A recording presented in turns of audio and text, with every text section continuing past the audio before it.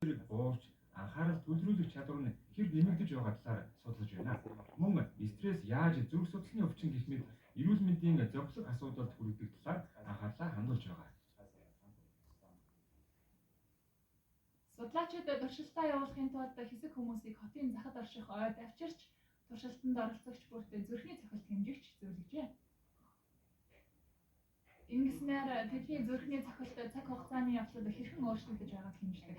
Мөн энэ нь туршилтанд оролцогчийн хэр их стресстэж байгааг харуулж өгдөг. Учир нь хүний зүрхний цохилт тайван болох тусам стрессийн мэдрэмж нь буурч сэтгэл санаа тайван амгалан болдог.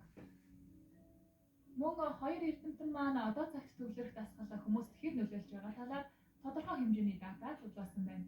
Туршилтанд оролцогчдын зүрхний цохилт ойд буюу байгальтай ойр байх үедээ харьцангуй тайван удаан болж байжээ. Тэд бас туршилтад оролцогчдын шүлсэн дэх кортизолын түвшинг хэмждэг байна. Кортизол гэдэг нь стресссэн үед ялгардаг даавар юм. Тиймээс кортизолын түвшин хэдий ч бага байна, төдий ч тайван амгалан байдаг гэсэн үг.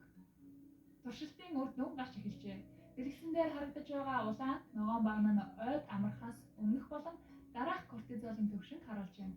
Эдгээр багны аль алин дээр нь туршилтанд оролцогчдын стрессийн түвшин буурч амгалан тайван болсон байгаа нь харагдаж байна.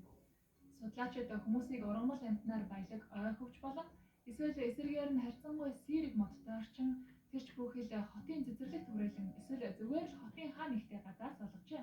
Ингээд аль алинд нь тэдний кортизолын түвшин буурсан гайхалтай үзүүлэлт гарч ирсэн байна. Хүмүүс ердөө л 20 минут гадаа сууж амархад ийм үр дүн гарсан. Мөн хотын цэцэрлэг түрээлэнд байна уу эсвэл жинхэнэ ойд байна уу гэдгээс үл хамааран кортизолын түвшин буурч байсан нь биднийг үнэхээр гайхшруулсан. Гэсэн ч субъектив мэдрэмжийн хувьд мэдэгдэхүйц ялгаа байсан байна. Судалгаанд хамрагдагчид бүгд хот болон ойд байх үедээ санаа зовлт, уралзаар айдас түгшүүрийг хэрхэн мэдэрсэн тухайга асуулгын хуудас